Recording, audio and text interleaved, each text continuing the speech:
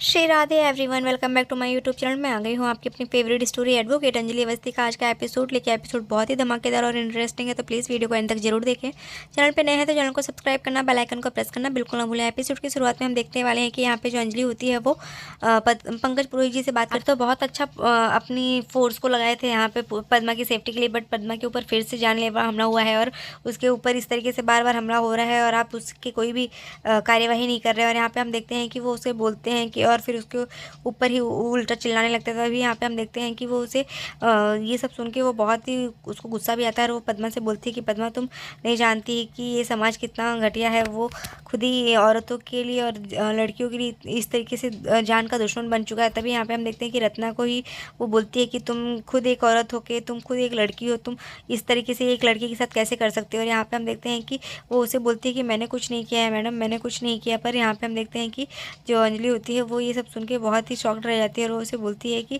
तुमने नहीं किया तो क्या ये किसने किया है। तो और मुझसे झूठ बोलने की तो बिल्कुल भी कोशिश मत करो, सारी कार्यवाही की जाएगी और तुम्हें कटघरे में लेके खड़ा किया जाएगा। और यहाँ पे हम देखते हैं कि रत्ना जो होती है वो अपने आप को इनोसेंट बताती है और बोलती है कि मुझे नहीं पता है, मैंने मैं ट्रे लेके खड़ी थी। तभी यहाँ पे हम देखते हैं कि वो उसे बोलती है कि अंतरा जो थी उसने मुझे बोला कि मुझे सर बुला रहे हैं। पर वो सर जैसे ही गए मैं उनकी चैम्बर में, तो वो वहाँ पे थे ही नहीं, वो उस वक्त ओटी में थे। तभी हमें देखते हैं कि वो उसे अंतरा के उसके ऊपर शक हो जाता है अंजलि को, कि अंतरा ने ही ऐसा कुछ किया। और यहाँ पे हम देखते हैं कि रत्ना जो होती है वो सपना जैसे वहाँ से आई तो सर तो वहाँ थे नहीं, तो वो वापस से आ जाती है और वो उससे बोलती है कि तूने क्यों इस तरीके से मुझसे झूठ बोला। और फिर उसके बाद वो उसे वो ट्रे दे देती है। तभी यहाँ पे हम देखते हैं कि दूसरी तरफ अंजलि जो होती है वो पुरुषोत्तम जी जो होते हैं वो विद्युत को बहुत चिल्ला रहे होते हैं कि तुमने कैसे ये सब सिक्योरिटी मैंने लगाई थी, तो तुम इस तरीके से लापरवाही कैसे कर सकते हो। तभी यहाँ पे हम देखते हैं कि अंजलि वहाँ आ जाती है कि क्योंकि वो बोलते हैं कि वो 4 दिन की वकील जो है वो मुझ पे और मेरी ईमानदारी पे शक कर रही है और मुझ पे उंगली उठा रही है। तभी यहाँ पे हम देखते हैं कि पंकज जो होते हैं उसको बहुत डांट लगाते हैं, तो कि तुम इस तरीके से बात मत करो। तभी यहाँ पे हम देखते हैं कि जैसे से ही वो पंकज उसके ऊपर चिल्ला के बात करते हैं, तो अंजलि उसे बोलती है कि सर उंगली नीचे करके बात कीजिए आप।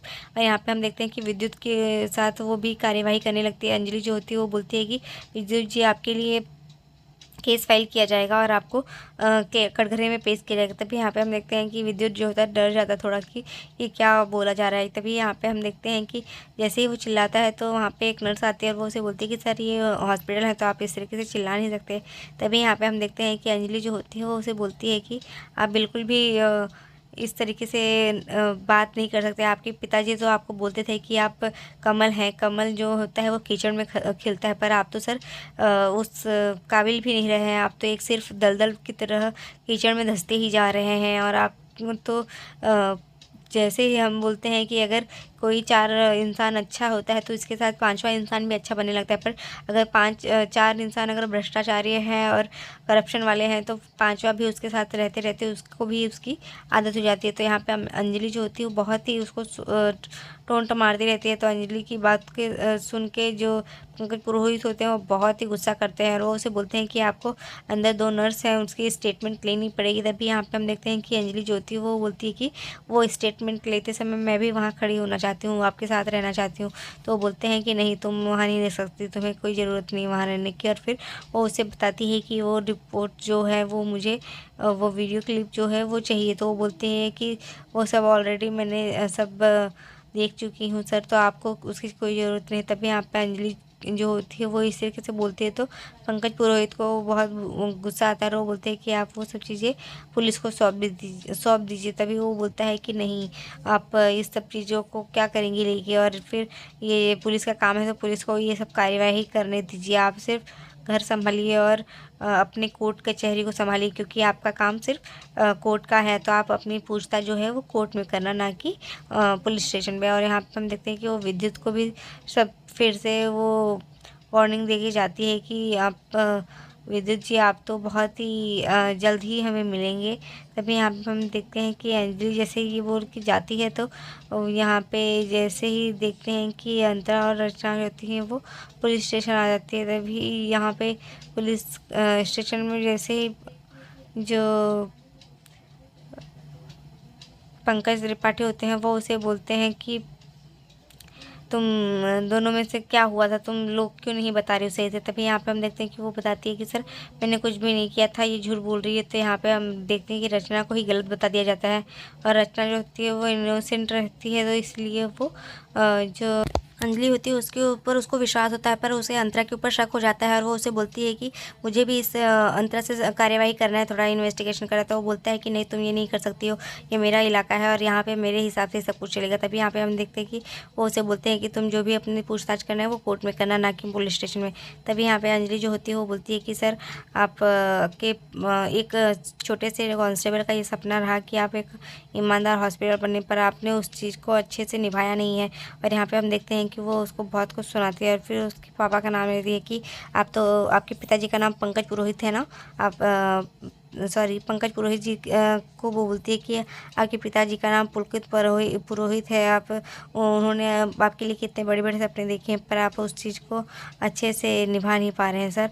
और यहाँ पे हम देखते हैं कि जैसे ही वो अपने पिताजी का नाम लेते हैं वैसे ही जो अंजलि होती है वो उनको बोलती है कि अंजलि जो होती है उनसे बोलते हैं कि आपको कैसे पता चला कि मेरे पिताजी का नाम क्या था। यहाँ पे हम देखते हैं कि अंजलि की ये बात सुन के जो पंकज होते हैं वो थोड़े इमोशनल होने लगते हैं कि उसमें बात उनकी माँ की भी आ जाती है और उनके पिताजी का भी आता है, जिसकी वजह से उनको थोड़ा इमोशनल पेन होने लगता है। तभी यहाँ पर अंजलि से उन्हें बोले हैं कि सर आपके साथ तो मैं हमेशा हूँ, मैं हमेशा आपके साथ लड़ाई करूँगी। देखते हैं हम यहाँ पे कि जो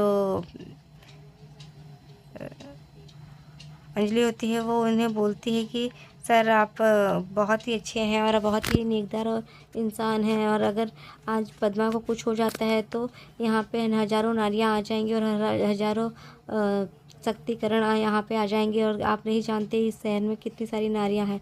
तभी यहाँ पे देखते हैं कि हम अंजलि जो होती है वो उनको इस तरीके से समझाती है और उसके बाद वो वहाँ से चली जाती है। और तभी दूसरी तरफ हम देखते हैं कि वो जाने से पहले जो होती है अंजलि वो उन लड़कियों से मिलने के लिए जाती है जो कि नर्स रहती हैं और वो उन लोग को बताती है, बोल देती है कि आप जो भी हो इस तरीके से अपने पापा के सपने को तो नाचार मत कीजिए। उन्होंने कितने मेहनत से आपको एक ईमानदार पुलिस ऑफिसर बनाया है और आप उनके सपने को इस तरीके से झूठा साबित करेंगे तो उन्हें कैसा लगेगा। और यहाँ पे हम देखते हैं कि अंजलि से वो पूछते हैं कि आपको ये कैसे पता चला। तब यहाँ पे हम देखते हैं कि वो चिल्लाने लगते हैं और फिर यहाँ पे अंजलि जो होती है वो बोलती है कि सर प्लीज़ आप इस तरीके से मत कीजिए। और यहाँ पे हम देखते हैं कि अंजलि की ये सब बातें सुन के जो पंकज होते हैं वो थोड़े इमोशनल हो जाते हैं। और तभी वहाँ पे विद्युत आते हैं और विद्युत को उनको देखता है तो विद्युत के सामने वो उनके अपने आंसू पोंछने लगते हैं और अंजलि को बोलते हैं कि मैं तुम्हें सब कुछ बताऊँगा, जल्दी ही बताऊँगा। और यहाँ पे वो उसे बोलते हैं कि तुम इन लोगों का बयान ले लो। तभी यहाँ पे हम देखते हैं कि रत्ना जो होती है वो उसे बोलती है कि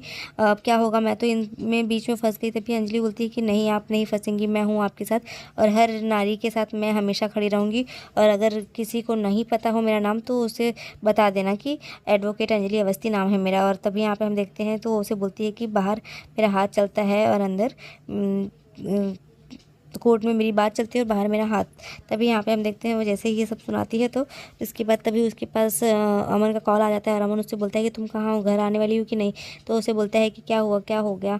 तभी वो बताता है कि तुम जल्दी से घर आओ, आज हम लोग पार्टी शार्टी करेंगे और बहुत खूब इंजॉय करेंगे। तभी जो अंजलि होती हुई ये सब सुन के शॉक्ड रह जाती है कि ये सब क्या बात हो रही है। तभी वहाँ पे हम देखते हैं कि राघव सिंह राजपूत आ जाते हैं और वो उसे बोलते हैं कि तुम फ़ोन मुझे दो। और फिर जैसे ही वो फ़ोन लेते हैं तो अंजलि से बोलते हैं कि नहीं नहीं बेटा तुम जल्दी आओ, ये सब विदेशी हम चीज़ें नहीं करेंगे, तुम आओ जल्दी से, हम लोग गाना बजाना करेंगे, खाएँगे पिएंगे साथ में, सब कुछ होगा।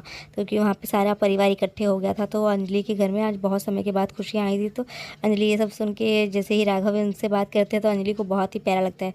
तो आज के एपिसोड में बस इतना ही फ्रेंड्स, मिलते हैं नेक्स्ट एपिसोड में जहाँ पे एक नया ट्विस्ट आने वाला है अंजलि की लाइफ में और सब कुछ बदलने वाला है। तो देखने के लिए हमारे साथ बने रहे हमारे चैनल पे। तब तक के लिए bye bye, take care, Radhe Radhe, अपना बहुत ध्यान रखिएगा। Thank you.